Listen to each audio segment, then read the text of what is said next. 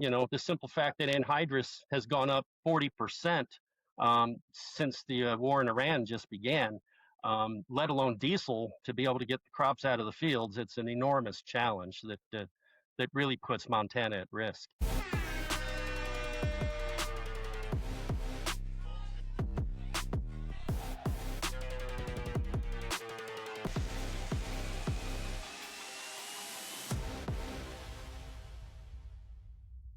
Independent Americans around the country, around the world, in Montana and beyond. It is the day after the biggest primary day in 2026 so far, and we are continuing to stay ahead of the curve. I am going to continue to bring you voices that you need to know about, often voices you didn't hear enough about last night, as the national and local news coverage is usually focused on the Democrats and the Republicans. But I am going to continue my series that's called Meet the Independent Candidates. I'm going to introduce you especially to independent veteran candidates who are stepping up to run for public office, for offices big and small around the country. And we've got another important leader who has stepped up, a veteran, an independent veteran, and I'm going to introduce him to you in just a second. His name is Mike Eisenhauer.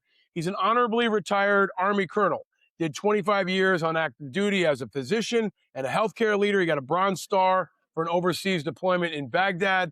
He was the Deputy Forces Surgeon and Chief of Clinical Operations for Multinational Forces Iraq and the Iraqi Theater of War, which means he was helping treat and care for troops. Very, very important job. His overseas duties included a year in South Korea. He's a life member of the Veterans of Foreign Wars. He's also a practicing interventional cardiologist. He's dedicated his life to helping others. He's focused on service, honor, integrity, personal courage, all those Army values that you've heard about. He has lived in Wyoming for a few years, then moved to Great Falls, where he lives now. His son is a structural engineer, a mechanical engineer in Great Falls, and he is now stepping up to run for Congress in Montana's 2nd District. Welcome to the program, the great and powerful Mike Eisenhauer. Welcome, Mike. How are you? Well, I'm doing great, Paul. Thank you so much. It's an honor to be here with you today. Thanks for the invitation. It's great to have you on. We spoke a couple weeks back for the first time, and I was really impressed. I'm excited to talk about your campaign. I'm excited to talk about the primary results from last night. I think Montana is a state everybody should be watching, and your district in particular. But let me start with the question I ask everybody. Where are you and how are you? Well, doing great. As you said, yesterday was Montana's primary. So I'm sitting in my home basement office and happy to be here with you today. The primary yesterday was quite an event for those Democratic and Republican candidates who had to go through the primary.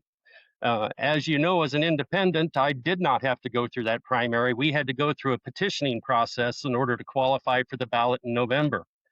And so our big news is, even though Montana has like the highest, if not the second highest signature requirement in the country, for my race, we had to have over 7,200 verified signatures just to qualify for the ballot. And so we were very happy. We submitted almost 13,000 signatures. And there's been press releases now by the Secretary of State's office that says we've made it.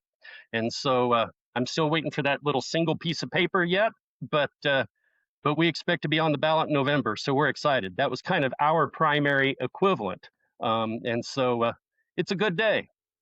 That is exciting. It's important. It's also ridiculous how often independents have to overcome barriers that are unique and not the same things that the partisans have to overcome. We've talked a lot about that on this show. Mike, I introed you a little bit, but maybe for folks who are just getting to know you for the first time in Montana or nationwide, independent candidates often have to fight for media attention in addition to everything else. But explain to folks who you are and why you've decided to run for Congress. Yeah, certainly. And so I'm actually an interventional cardiologist. I'm a physician by trade. That's what all these diplomas are behind me, because basically, I was in school till I was about 33 years old, nonstop. So it takes quite a bit to get where I was. What that really means is I'm a glorified plumber. So if somebody has a heart attack, it usually is because there's a partial or a complete blockage in the artery supplying their heart muscle. So I'm the guy that gets called in at 2 o'clock in the morning to go in and open up the artery and make the heart attack go away. And so that's what's exciting about my job. And then, of course, focusing on prevention and other things like that. So I've been a physician now for 35 years. I spent more than 24 years of that in the military services with the Army. You kind of mentioned that a little bit before. Thank you for that gratuitous plug. Um, and the bottom line is this: I was sitting up in elk camp last October, November, and sitting there watching the government shutdown, and just getting more and more frustrated and saying, this is just crazy. This system's broken. Things are not working well. And I silenced the phone and it still happened. I apologize. That's all right. You just made the ballot. I'm sure people are excited about that. I Yeah. hope you're getting a lot of phone calls today from Yeah, people it who are was another excited. interview request, so I'll call them back. Good. So anyhow, I was sitting up in elk camp and things were frustrating. The government shut down. The military wasn't getting paid. Benefits weren't getting paid, and it was all about an argument. It was all about an argument. The people on the right, the people versus the left, they were sitting there bickering with each other. They weren't working together, and it's just enough of this noise. And so I decided that, it's one thing to complain about something, but I learned very early on in the military that it's not okay to just go into your boss's office and complain. The first thing he's going to say is, okay, what are you going to do about it? And what can you do differently? So I'm running to make a difference. I'm running to make a difference for Montanans. Mike, you did something great on your website, which is you answer a question that I often ask everybody in our Meet the Independent Candidate series. But for folks who haven't seen your website yet, answer the question for us, please. Why are you an independent, and how do you define independent? Well, I'm an independent because that's what I've always been. I've never been the kind of guy that votes a straight party ticket. I like to think that I'm smart enough and make enough effort as a citizen to look at the individual candidates and see what best aligns with my own personal values and with the values of the people around me. Um, and so an independent can do that. An independent can try to find kind of a happy compromise, a happy middle, which is, after all, where most people are. I mean, even in surveys in Montana, 45 to 48% of us are independent-minded folks. We tend to be self-reliant. We tend to be honorable and neighborly, and the majority of Montanans don't identify as either far left or far right. We're somewhere in the middle. And so that's just where I identify. Yeah, I think that's where more and more of us identify by the day, right? 45% of this country is unaffiliated and independent. I was on CNN last night and I didn't get a chance to mention it, but in Iowa, there are more independents than Democrats. And in one congressional district in Iowa, there are more no party affiliations than Democrats or Republicans. So we talk a lot on this show about how it's the future. And I think that the media and conventional politics are rushing to catch up. But let's go into what I think is our top topic. I often say, if you're not angry, you're not paying attention. But there was a lot to be angry about last night with closed primaries in states like New Jersey. But Montana's congressional district, the second congressional district, was front and center. You had three Democrats running, and then you had the Republican incumbent, Troy Downing, who was unopposed, right? So Troy Downing goes through, basically automatically. He wins the Republican primary. Brian Miller won with 55 and change percent. I'm sure they're still counting the votes here. Mike Lux was pretty far behind in second, and then Jonathan Windy Boy was third. But now we've got a situation where it's clear. It's going to be you against Troy Downing, the Republican incumbent, and Brian Miller, the Democrat. Give me your reaction to last night's results and how you think this positions you as you go into the general. Yeah, you bet. Well, I think we're very well positioned.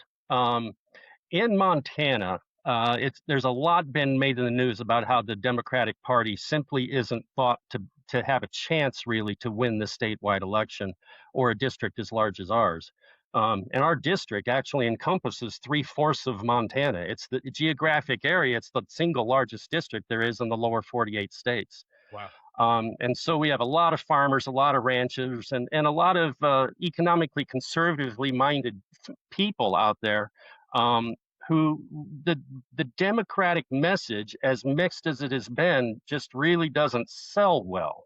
It's been decades or more since Senator Tester lost his election. It's been decades or more since a Democrat has won a statewide race. And so the Dems will have some special challenges in my district in particular. Now, at the same point in time, the Republican incumbent is the kind of gentleman who waits a day to see what happens until somebody else really tells him what to do and how to do it and where to do it. We can really only find one vote where he didn't do what the Republican Party told him to do. And so I see a strong path forward that's best for Montana, making decisions based on what's better for Montanans. And I think we have kind of a unique and growing opportunity this cycle that hasn't been present for the last several cycles. Are you, am I right? Are you the only veteran? I know Miller is not a veteran. Is the incumbent Downing a veteran? Yep. Representative Downing is an Air Force veteran. Yeah, He so, worked yeah. for several years on a combat search and rescue crew and was stationed overseas for a period of time. So, yeah, he's a veteran. But I think that underscores, so the Democrats are putting forward, a candidate in a state where they're, ranked third in most situations in terms of the overall population, and not a veteran, right? If you were out of the race, it would be a Democrat, not a veteran, versus a Republican incumbent who's a veteran, and it would be a slaughter. I mean, I'm going to get into more of this in a second about why, in a place like Montana, it looks like, the Democrats are actually the spoilers. Independent Americans, the 2026 primaries are taking shape, and you can trade on the biggest political races on Kalshi. On Kalshi, you can trade major primaries, election outcomes, and the biggest political storylines as they happen. This is something I've wanted to incorporate into my show for a long time. Because if you listen to the show, if you watch the show, you know what's going on. And you might want to try to put a bet on it. Everybody else is betting on it. They're betting on sports, and a lot of folks are betting on politics, and you've got a shot too.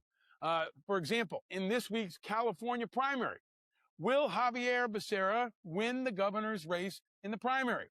Right now, Becerra is currently trading at 87%, which means a $100 trade would pay out $113.89 if he wins the election. He'll have to beat Steve Hilton, Tom Steyer, Chad Bianco, Antonio Villagrosa, Eric Swalwell, Katie Porter, and a whole bunch of others. But you can place your bets and you can win. You can also bet on when will traffic at the Strait of Hormuz return to normal. Will it be before January 15th or June 15th, or will it be after? If you say it's before June 15th, there's a 4% chance. A $100 bet would make you $598.37. This is the kind of stuff you can bet on Kalshi's political market. Let me give you a fun one for this week in particular. Will Trump attend an NBA Finals game? Will he do it or not? In any game, San Antonio or New York? There's a 60% chance right now. So a $100 bet would pay out $159.57. I'm betting that he goes. What are you doing? Let me know. On Kalshi, you're trading against peers in a live market, meaning there's no house. And as the probability changes, you can buy in and out of your positions. For a limited time, download the Kalshi app and use the code INDEPENDENT to get $10 when you trade 10. That's independent in honor of independent Americans and our very vigilant listeners and viewers. If you use the code INDEPENDENT, you get $10 when you trade 10. That's Kalshi, K-A-L-S-H-I, Kalshi. Trade on anything. 18 and over, restrictions and eligibility apply. Event contract trading involves risk and may not be suitable for all investors. Prices, values, and available markets may differ from those mentioned. For more information, see Kalshi.com/regulatory. Place your bets, people, and declare your independence with Kalshi. You've also got, I think, a strong set of core issues. A lot of independents, are trying to just crack through. And I looked at your website. You got affordability, healthcare, high cost of living, public lands, very important in Montana, securing the border. Then you've got details on veterans issues, right to repair, healthcare, mental health care in Montana. I give you a lot of credit for focusing specifically on mental health care. The veterans community in particular needs to hear that. You've also got a section on artificial intelligence, gun control, term limits. What do you think is the top two most important issues for you and the voters in your district? Well, that's actually a pretty straightforward question. The top issue right now is affordability. Montana ranks number one or number 50 in your perspective in the nation when you look at average wage versus the average price of housing.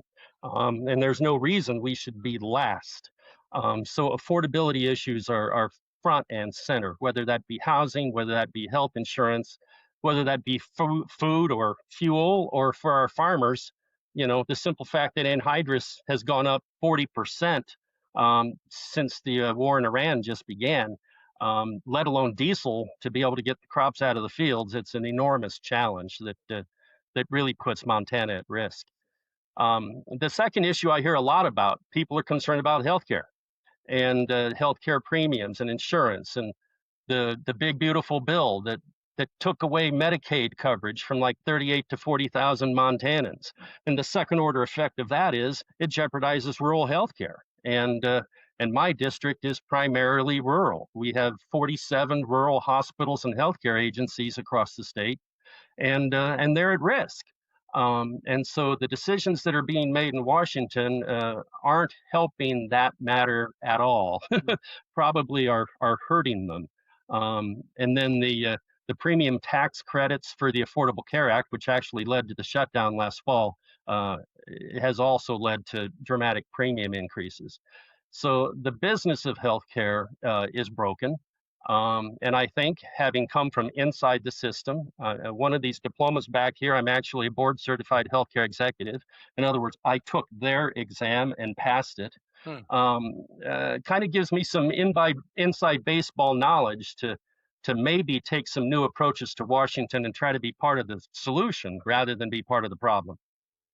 Yeah, I mean, I think you're well positioned. I mean, both as a combat veteran, but also as a doctor who's traveled across the state treating patients. I think you're really in a good position to be able to speak to and about that. I want to stay on the primaries because it's something we've covered a lot this week in particular. There's also the big Senate race in your state, right? And I know your race is going to be different, but there are going to be overlaps as well. And now, you've got the incumbent Steve Daines dropped out, and Trump jumps in and puts forward Kurt Almey, and now you've got the Democrat will be Alana Bankhead and Seth Bodnar, who similarly is an independent, had to get on the ballot. He's now made the ballot. Any reactions or analysis of last night's Senate primary, which is going to capture a lot of attention nationwide in a place that could potentially turn the overall power of the Senate? Yeah, yeah, and you're right. It's a very different race, but it's been an exciting race to watch and see. Um, Seth has a unique opportunity, and yeah, you hit the nail on the head. What Senator Daines did to resign literally 3 minutes before the window for candidacy expired. Montana, it doesn't buy this system of anointing the next person to come into office, and that, in fact, is what the Republicans are trying to do.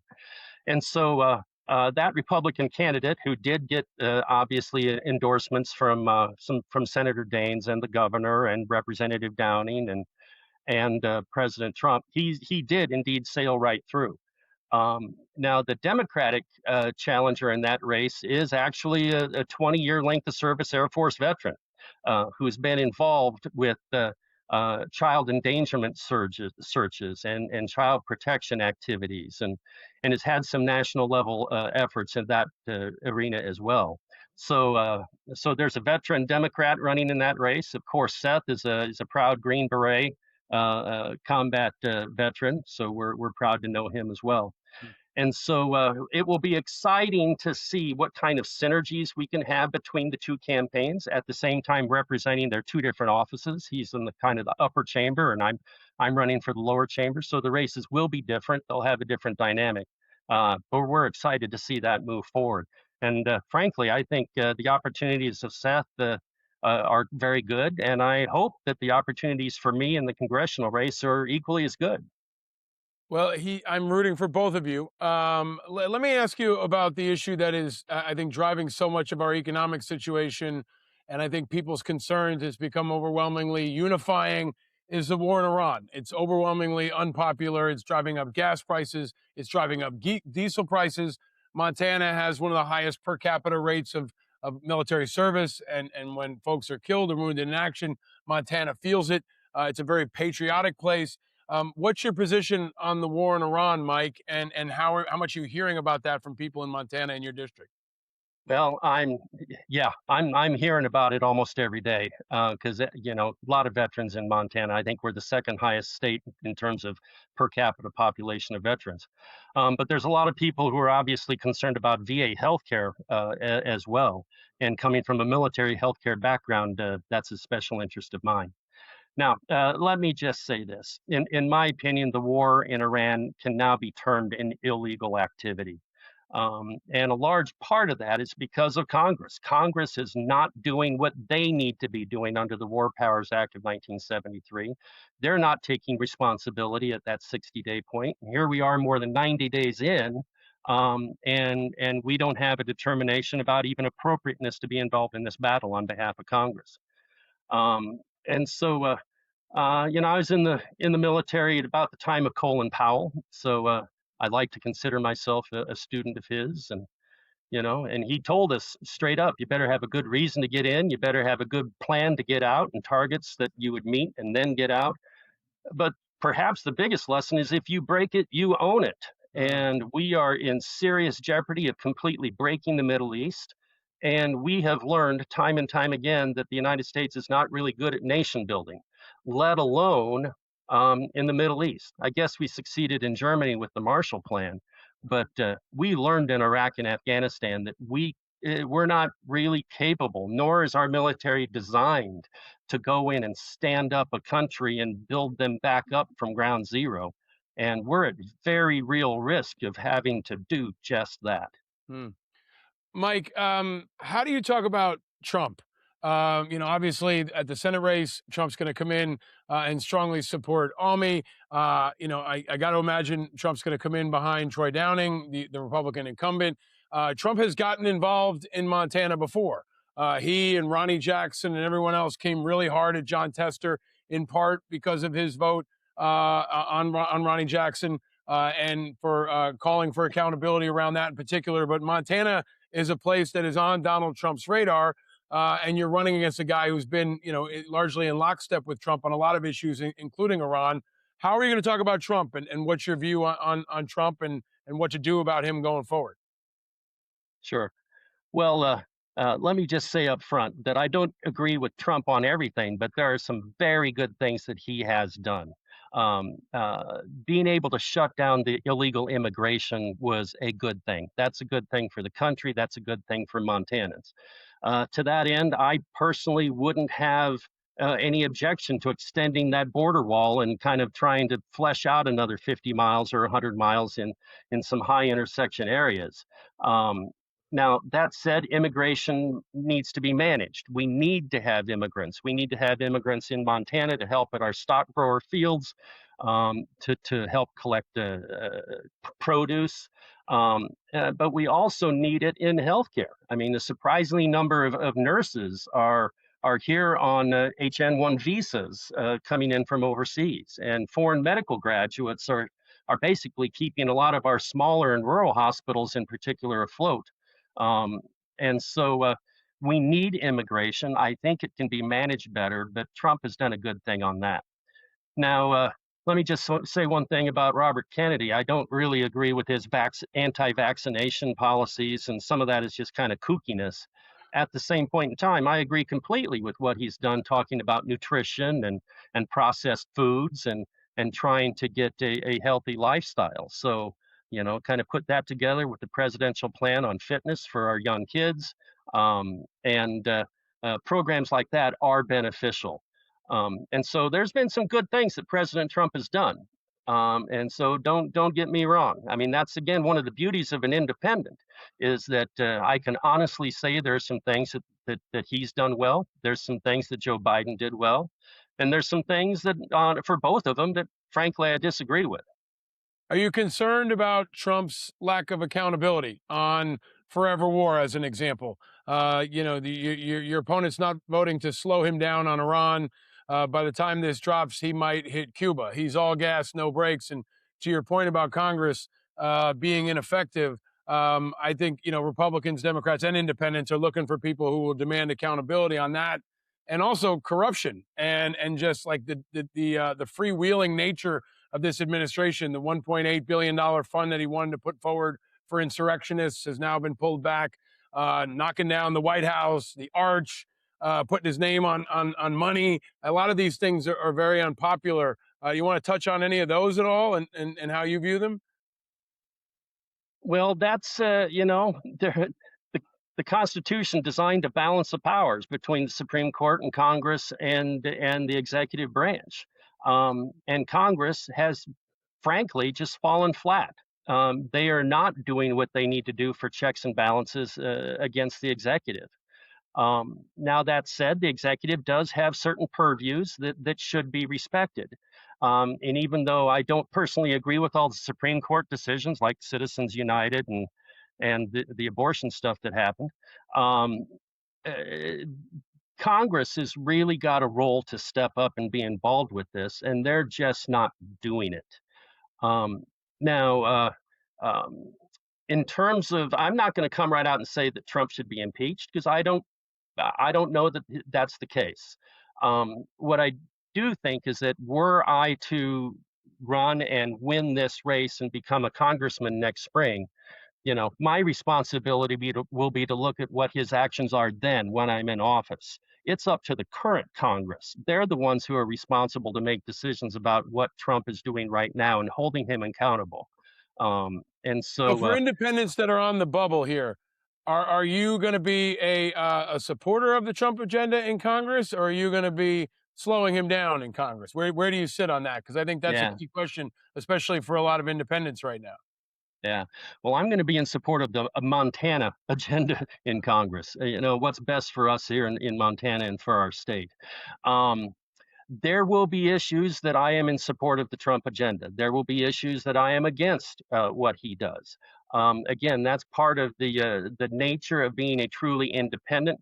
I like to think of myself as, as a doctor, I was taught to look at a set of signs and symptoms, and then kind of step two is consider a differential diagnosis and look at alternatives and look at the reasons why something is happening. And then step three, kind of look at an outcomes based, what have we done before, what's worked, what hasn't worked.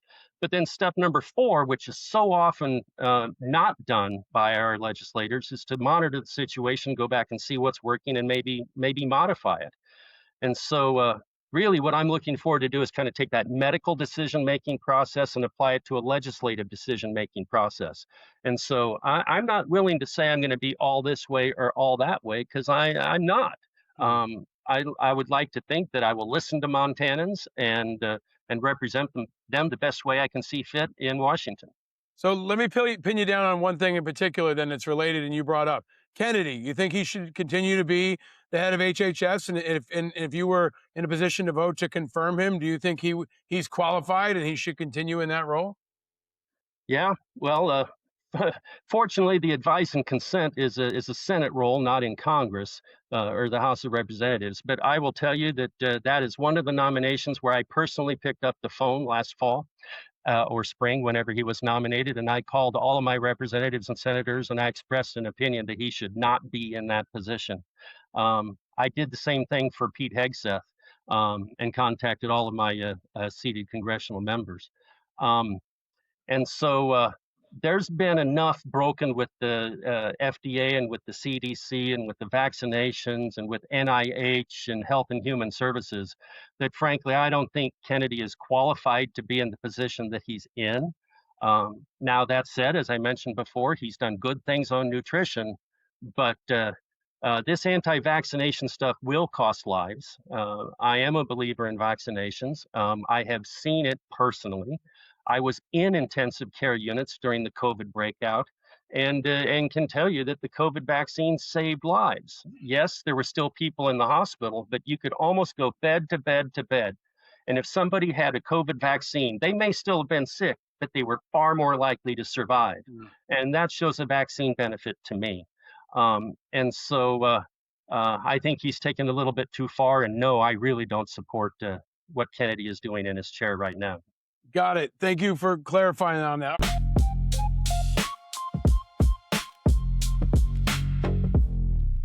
All right, let's go below the radar and talk a little bit more about Montana for a second, because I think this is so important. I wonder if Montana is ground zero for independence this year with the Bodner race, with your race in particular. I pulled the numbers, and you've got roughly 725,000 voters in Montana. 28% roughly are independent. Now, Republicans are about 45%. Democrats are 26%. And those numbers are changing, right? People are leaving the Republican Party. Yeah. They're leaving the Democratic Party.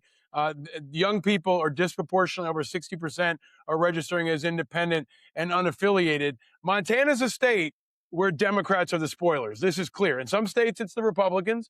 That might be the case in California, for example. But in Montana, no one can label the independent the spoilers here. But you've got a clear differentiation. On all your races, you're going to have a Republican, a Democrat, and an independent. Let me ask you straight up here. What is it about Montana that makes it uniquely situated for an independent right now? What is it about in Montana that's so independent and could be an insight into what's happening across the country more broadly? Yeah, well, that's because of who we are as Montanans. Now, a recent poll actually said independent-minded people in Montana and in my district is over 45% of the population. So we see that growing. We see the percentage of Republicans and Democrats, both of them trailing off. And so Montanans are a very self-reliant breed. We like to take care of each other. We like to take care of ourselves. We like to think that we're a pretty well-educated group of people and can do the right things for our counties and for our cities and for our neighborhoods and not always be there with our hands out asking for, hey, what else can you give me?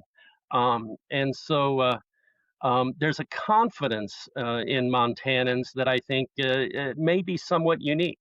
Now, some of that is the Midwest, and you didn't mention Nebraska, but of course we're watching eagerly what's happening with Dan Osborne, and we're proud of what he did a couple of years ago. And I think he may be singularly responsible for the explosion of independent candidates across the country, and I give him great credit for that. But it's more than just that. I'm not doing this just because Dan did this. I'm doing this because I sat up there in Elk Camp and said, hey, this is broken. And uh, Montanans kind of have a can-do attitude. It comes down to that country of origin labeling. It comes down to that right repair. If my combine's broken in the field, by golly, I want to be able to fix it.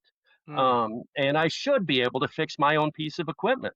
And it's those kinds of things that sit well with Montanans. We've seen it. I've covered it on this show for a long time. John Tester's been on this show before. I told John Tester if he didn't leave the Democratic Party, he was toast. And that's how it went down, because that's the way Montana was going. And I think has always kind of been. There's a spirit of Montana versus everybody, and you're going to have to be an advocate for Montana against the developers and the outsiders and Washington and Wall Street and all those other forces. And I think you're well positioned to do it, man. And also, let me ask you, for folks who aren't from Montana, you got to answer to explain what elk camp is, because you mentioned it a couple times. For folks who are saying, what the hell is elk camp? What's elk camp? Well, every fall I tend to take 3 to 4 weeks and we set up a wall tent. I personally hunt on National Forest Service land. So I'm not one of these guys who goes onto a private ranch. I've never hired a guide. We get a special permit. We set up a camp. We surround that tent and that camp with a 6-foot tall electrified bear fence because we know that there are grizzly bears, actually 2 of them. And last year they had cubs and they were less than half a mile from our camp. And so we live up there for 3 or 4 weeks and we go big game hunting. So a lot of miles on the ground. Fortunately, we've been able to have some horses and be able to get us up to some higher areas up into the hills that we might not otherwise be able to reach. But that is a hobby that me and my son have enjoyed for the last 15 years, And so, yeah, the last time you and I talked, I had a big elk head on the wall behind me. I didn't think I'd do that today, but but that's what elk camp is. Well, It's you're going quite to an have to be adventure, and it's just a chance to unplug. you're going to have to be the guardian of elk camp for Montana, if you're going to succeed and win in this election. We've talked a lot about how independents are leaving the herds, and the herd animals are the elephants for the Republicans and the donkeys from the Democrats. And we need more sheepdogs and more American gray wolves who are out there, leaving the herds and joining the pack and defending the flock. And I think you're in a good position to do that, man. I'm going to go to something good in a second. But before I do, Mike, we'll link in the show notes. I encourage people to go to your website to support you, especially independents. 30 seconds for folks inside Montana and outside Montana. Why should they support Mike Eisenhauer for Congress? Well, I'm asking for their support um, because I'm one of them, and because I'm an independent-minded folk, which is where most Montanans are. I think people respect a congressman who is a thinker, who's willing to ask the difficult questions, and then follow through, and then come back and actually talk to Montanans about what they're doing and solicit their input. And so. That's how I'm designing my campaign. That's what I look forward to doing. And frankly, I think a lot of Montanans will identify with that option because they're not getting it now. Hmm. I love it. And I also I want to call out to people around the country. I think Montana is ground zero for what independents can do.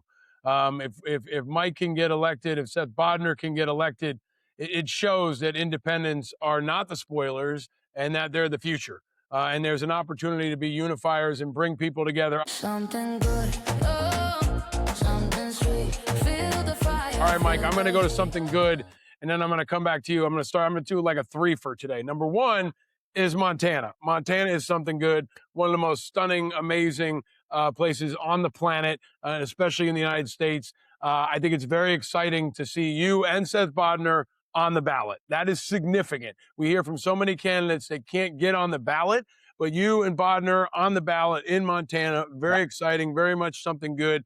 Open primaries last night, especially in California and New Mexico, are definitely something good. People call it a jungle primary. And I said last night on CNN, I think that's a slander. Because it's not really a jungle. It's a flat primary. It's a truly open primary. Or how about a fair primary? Because the partisan primaries, in my view, are rigged. You've seen that before. You've seen it last night. There's already people in California who are saying, oh, we should close the primaries. Those are the people who don't like the results. But the people are speaking out in open primaries across the country, and I think that's a good thing. And finally, NBA Finals are tonight. My Knicks are playing, first time in a generation we're in the finals. Mike, I don't know if you're a Knicks fan or a Spurs fan, but I'm going to ask you two things. One, give us something good, and you may not have a dog in this fight. I won't ask you who you're rooting for, but as a doctor, you're good at doing an analysis of the patient here. Who are you going to pick to win the series? Is it going to be the Knicks or is it going to be the Spurs? Well, I'm sorry, man, but I lived in San Antonio and worked at the Army Hospital in San Antonio for a few years, and I've never lived in New York City. And so I think there's going to be just a little bit of loyalty for the Spurs for that reason. So I love it. I got a lot of friends at Brooke Army Medical all across San Antonio, the Intrepid Center. We haven't made any wagers out there yet, but I feel you. I've been in San Antonio a bunch, and I love San Antonio. I love the Spurs, but not against my Knicks. All right, Mike. What's something good? Give us something good from Montana. Well, we got a chance to do something different here. I mean, it has been well recognized that the two-party system is broken. The hurdle was extraordinarily high to get onto the ballot, but we've succeeded at that. And I think Montanans are eager and have an appetite for doing something different. We found that time and time again while we were out getting signatures. We had Republicans signing, we had Democrats signing, we had independents signing, we had people from out of state who wanted to sign who we couldn't allow to sign. And so there is a unique opportunity here. I think there's a definitive path forward, and we're very excited about it. We're excited to watch. His name is Colonel Mike Eisenhauer. He is running in Montana's House District number 2. He is up against a Republican and a Democrat in a place where independents outnumber Democrats, and Republicans have had the power for a long time. He is trying to challenge the system. He is fighting for Montana. He's a patriot. He's shown you that through his life of service to this country and to Montana and to the people across his community. Mike, it's been a great pleasure to have you on the show. We'll be tracking. I hope you'll come on again soon and go get him out there. I would love it, Paul. Thank you so much for the invitation to be here today. I enjoyed it. You got it, Mike. Thanks again. Stay vigilant. He tells me the left and right are dreams for those without a clue. And when you wake, it's time to grow. And it's not cool to believe in school, but if I can say one thing, I've seen the children of the revolution and the good trouble they can bring. He says the red and blue identity, independent is an attitude. An island in the sea of rhetoric and archipelago. He tells me the left and right are dreams for those without a clue. And when you wake, it's time to grow. Powered by Righteous Media.